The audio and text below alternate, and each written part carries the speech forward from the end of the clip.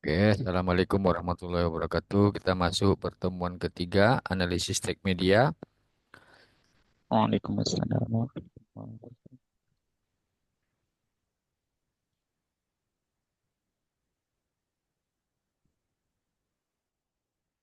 Pertemuan ketiga ini prosedur umum dan konsep dasar analisis tech media.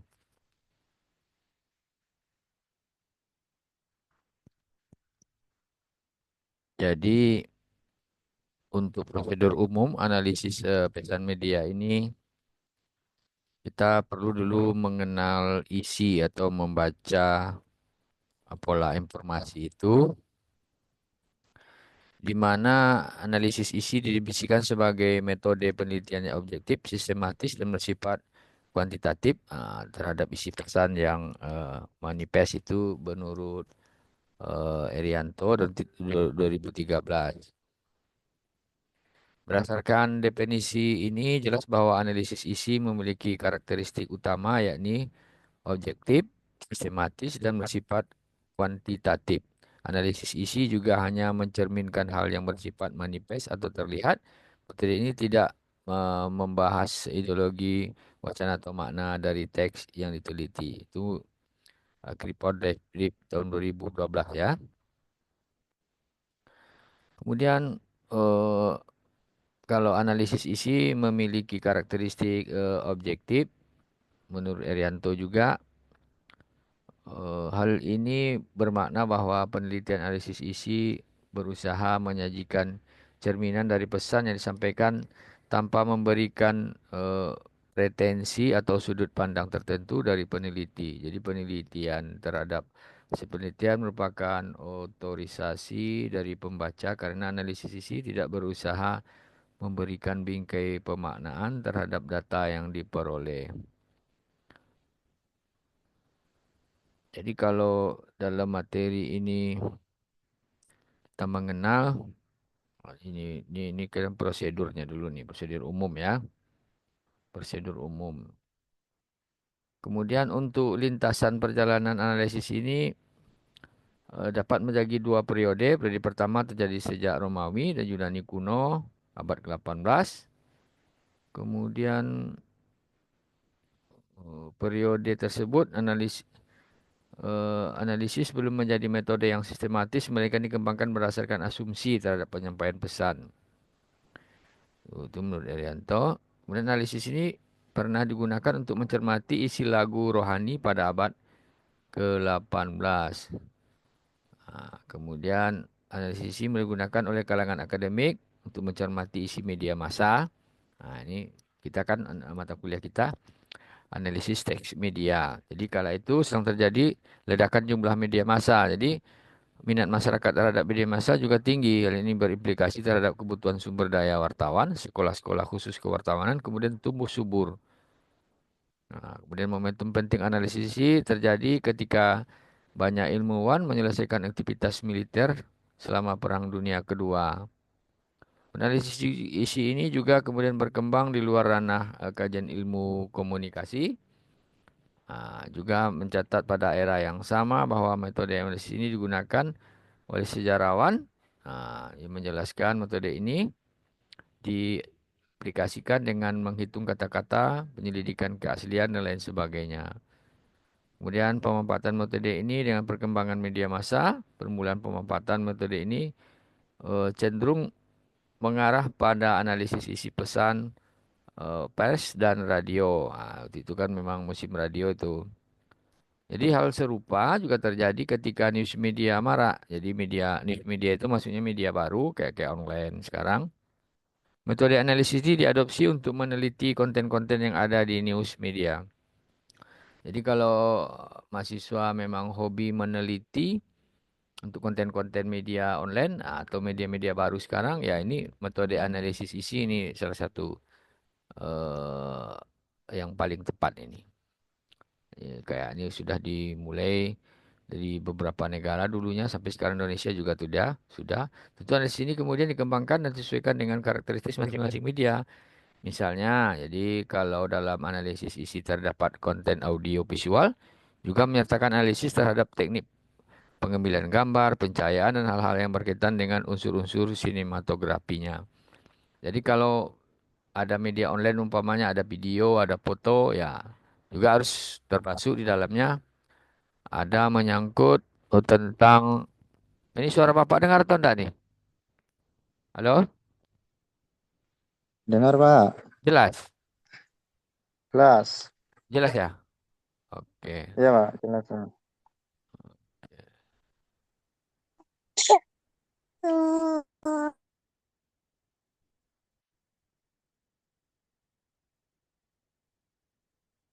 Kemudian untuk selayang pandang analisis isi ini merupakan sebuah metode yang dekat dengan keseharian manusia. Jadi meskipun bukan menjadi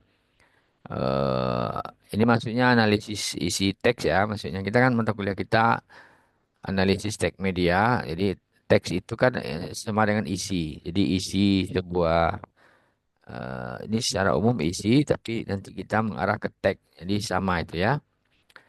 Sebuah metode yang dekat dengan keseharian manusia meski bukan menjadi sebuah metode ilmiah seharian, tetapi praktik-praktiknya dilakukan tanpa disadari. Jadi sudah berkembang. Jadi Anda kemudian memilih barang sesuai tempat bentukannya. Jadi kalau tanpa disadari, ini sudah sangat berkembang untuk analisis ini, isi ini.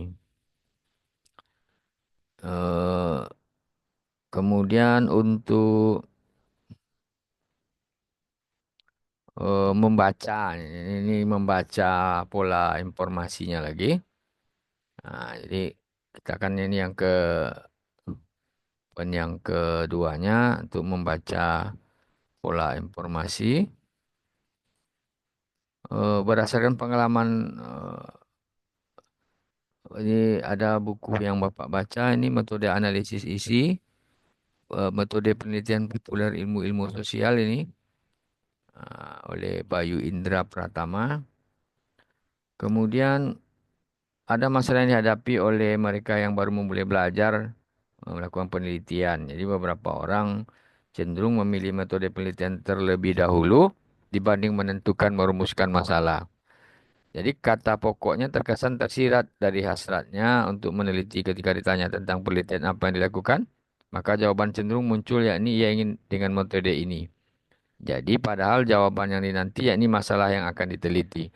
Jadi kalau bagi yang sudah meneliti ya harus eh, jawabannya nanti itu masalah yang akan diteliti dulu. Jadi metodenya ya nanti. Jadi hal yang kurang tepat jika menentukan metode penelitian dibanding masalah yang akan diteliti. Jadi kalau nanti si siapa Sutrisno belum ada yang meneliti nih ya, Mister besok mungkin ya. Jadi masalah dulu yang akan diteliti, ya baru nanti metodenya dipilih. Kebanyakan orang metodenya dulu dicari. Saya mau penelitian kualitatif, saya mau penelitian kuantitatif. Jangan dulu. Yang harus difokuskan dulu nanti adalah masalahnya. Masalah apa yang akan diteliti. Oke. Nah, kemudian ada juga mitos-mitos di analisis sisi ini. Jadi bercermin pada rangkaian sejarah ilmu sosial sampai pada saat ini, pemaknaan sebuah pesan tidak lagi hanya berfokus pada simbol atau representasi luar dari pesan yang disampaikan. Itu menurut Krippendorf ya, tahun 2012.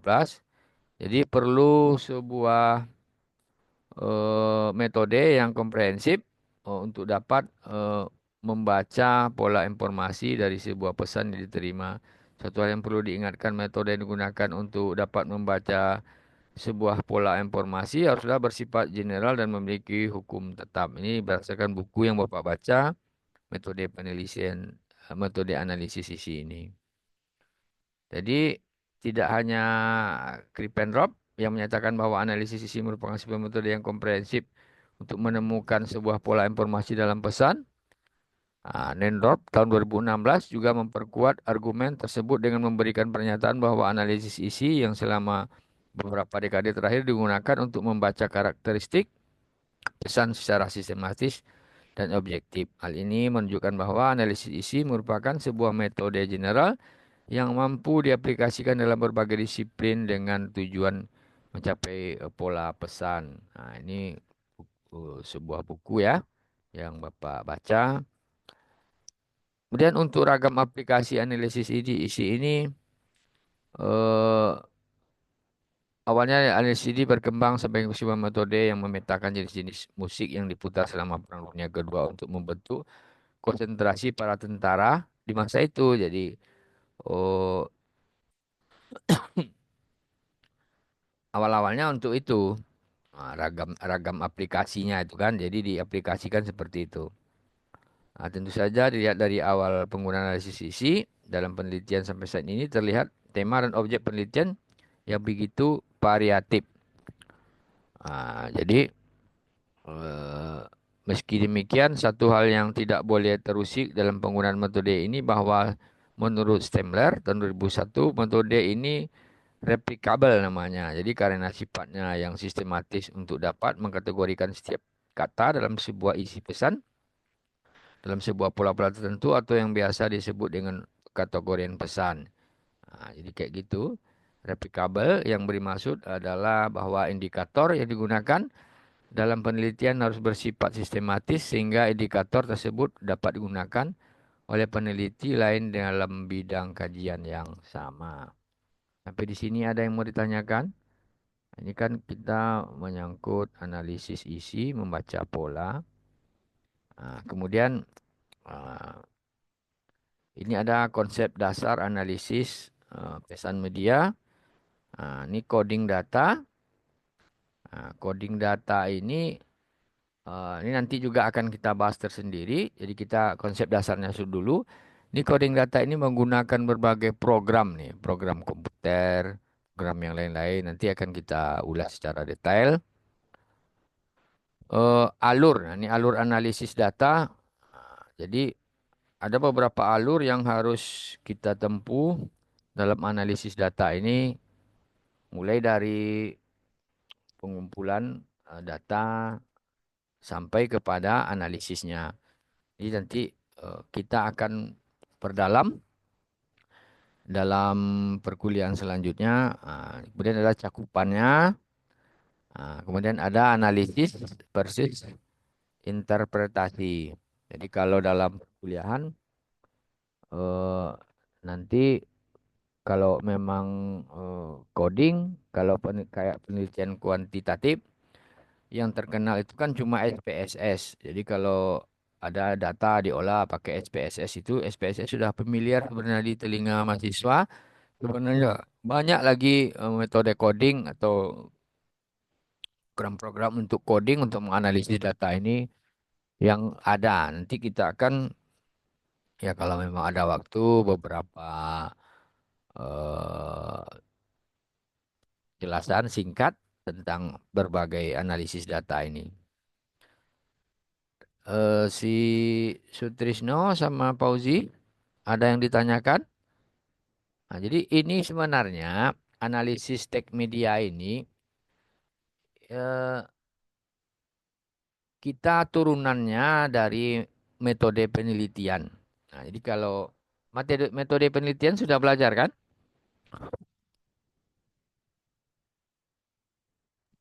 Sudah, Pak. Jadi kan salah satunya ada analisis. Jadi analisis yang dimaksud yang kita pertajam di sini adalah analisis teks media.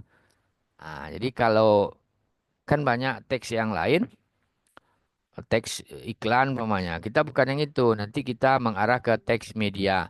Teks media ini ya nanti semiotiknya, framing, sama wacananya. Analisisnya ke sana.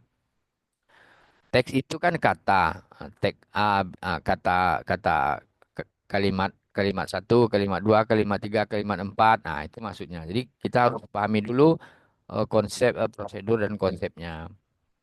Jadi kalau tadi dalam hal mengenalnya analisis isi, nah itulah tadi dari zaman Romawi sudah digunakan juga sampai aplikasinya awal-awalnya untuk oh, menganalisis lagu buat tentara.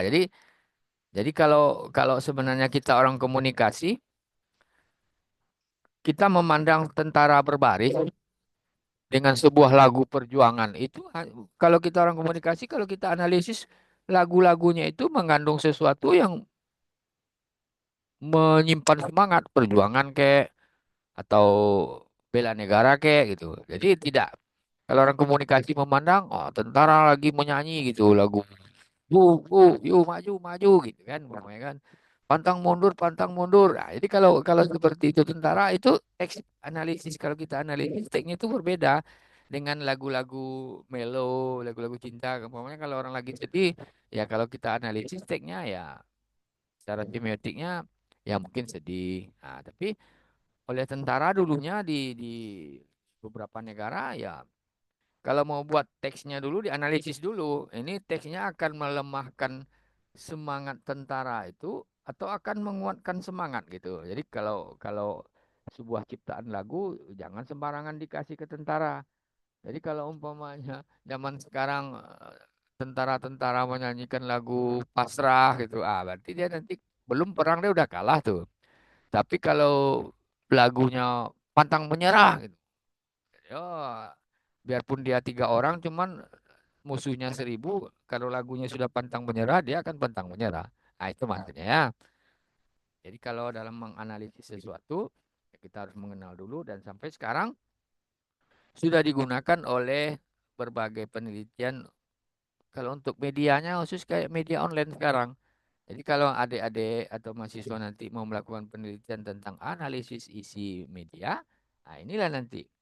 Nanti kita akan memulai eh, dari pengumpulan datanya, metode penelitian yang digunakan, analisis yang digunakan, analisis wacana ke, analisis semiotik ke, atau analisis framing. Jadi analisis framing, analisis wacana, nah, semuanya itu tergantung situasi dan keadaan nantinya.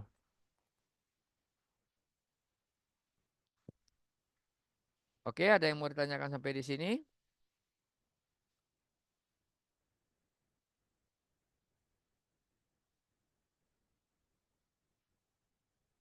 Kalau silakan bertanya, ini kita usahakan. Kalian nanti ada acara jam 1 kan? Pada ke kampus enggak? Iya, Pak, ada acara nanti, Pak. Jadi Dari kampus. kan kita hari Minggu ini 4 kali pertemuan ya, kalau bisa kita tuntaskan sebelum siang. Nanti nggak mungkin pula kan acara sambil kuliah kan nggak mungkin kan? Ya kalau bisa kita Ya, usahakan selesai secepatnya. Nah, kemudian yang seperti Bapak bilang tadi, kalau ini kita ulang-ulangi lagi ya,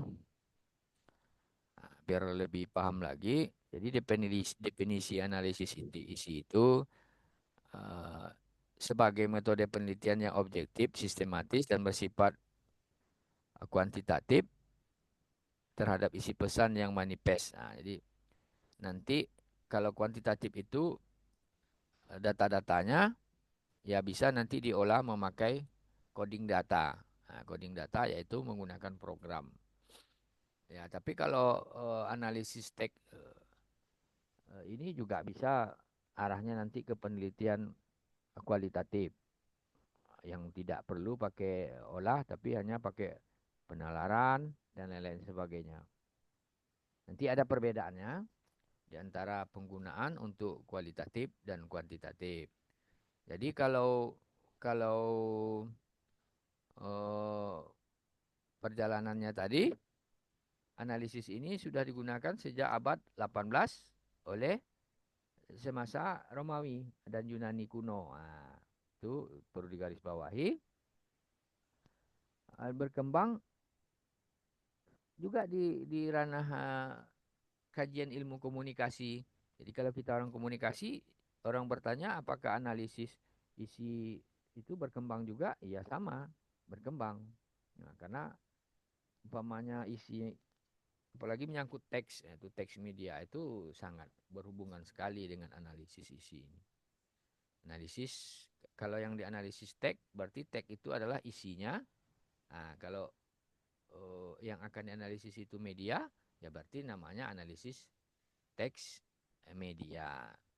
Kemudian berkembang di luar ranah kajian itu eh, diaplikasikan dengan menghitung kata-kata. Jadi kata-kata dulu. Nah, jadi pada analisis ini beberapa contoh juga sudah banyak dilakukan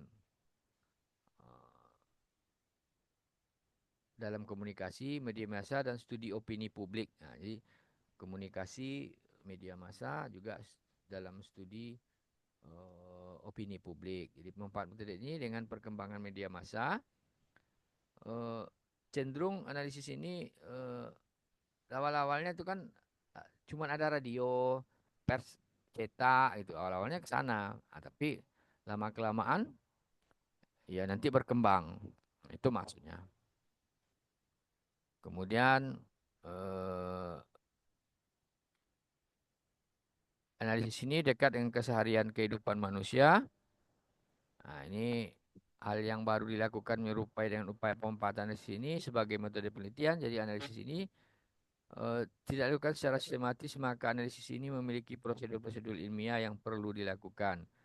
Jadi ada beberapa andai data yang diperoleh dari cermatan tersebut dikelola dengan memberikan perspektif atau tinjauan literatur, maka penjelasan sosial atau studi-studi lain, maka data yang tersaji dapat memberikan penjelasan terhadap realitas.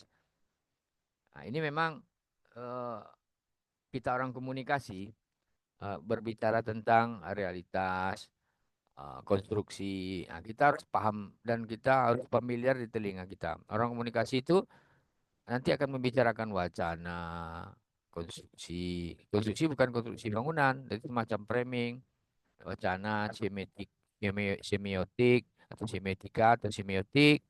Nah, kita harus mengarah ke sana. Kemudian dianalisis, nanti akan berbagai cara yang akan digunakan untuk arahnya ke sana. Jadi kita pahami dulu, kan berbagai materi sudah Bapak ulas di awal-awal kuliah kemarin. Nah, nanti ujung-ujungnya ke wacana sama semiotik atau wacana mungkin yang banyak nanti. Jadi analisis isinya arahnya ke sana. Jadi kalau teks-teks yang ada di media sekarang kita bisa lihat kalau ada sebuah pemberitaan umpamanya dia kalau teks itu kata-kata. Jadi kalau umpamanya dia sudah bergabungan menjadi kalimat. Nah, jadi kalau seandainya kata-kata ini yang akan dianalisis itu per kata. Jadi bukan kalimat secara utuh.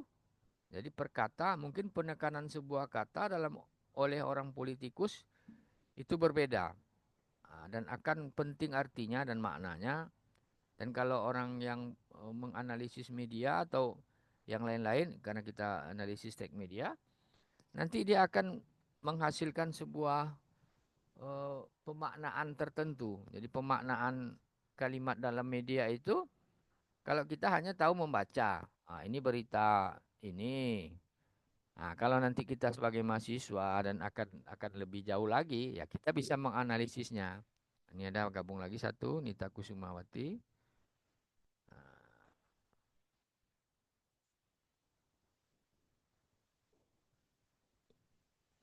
Empat ya. Jadi itu dia analisis isinya.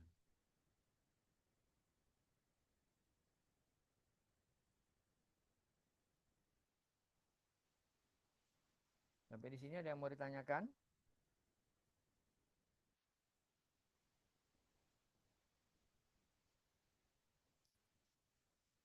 Ada yang mau ditanyakan sampai di sini? Paham atau tidak paham sama sekali? Dua macam aja tuh. Paham atau tidak paham sama sekali. Tapi nggak apa-apa lah, berangsur-angsur. Karena memang dalam mata kuliah analisis teks media ini, yang perlu kita pahami itu, ini bagian dari eh, penjabaran dari metode penelitian gitu. Jadi mata kuliah metode penelitian, ini lebih dipertajam.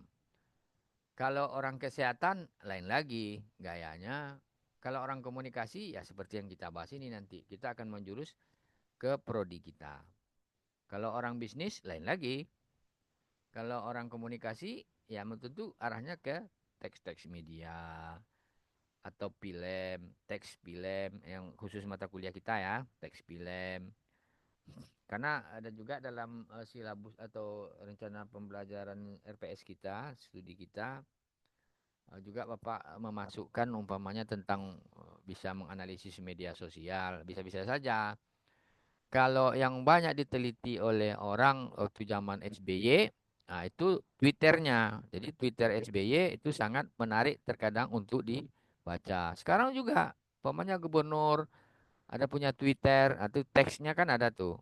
Nah, begitu juga dengan akun-akun media sosial lainnya. Tapi yang paling bagus itu konstruksi sebuah berita, dianalisis, nah, itu akan lebih menghasilkan hal-hal yang bisa kita dalami. Apa sebenarnya makna di balik pemberitaan tersebut? Kalau hanya sekedar kita membaca, kita hanya paham. Ini beritanya menginformasikan ini tujuannya menghantam lawan politik, ini tujuannya itu. Tapi kalau dianalisis, nah, tak bisa dipungkiri lagi, sudah terkunci dia nanti akan menghasilkan sesuatu yang sebenarnya dan lebih komprehensif. Ya, itu maksudnya. Ini waktu untuk pertemuan ketiga tinggal 1 menit rekamannya. Kalau ada yang bertanya silakan. Nanti apabila rekamannya habis, kita lanjut linknya ini untuk pertemuan selanjutnya ya. Kembali join untuk pertemuan selanjutnya.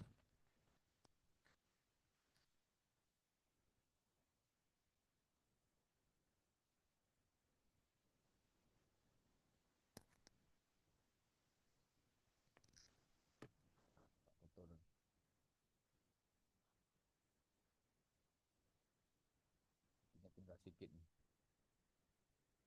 1 menit lagi. Jadi silakan join lagi dengan link yang sama untuk pertemuan keempat ya.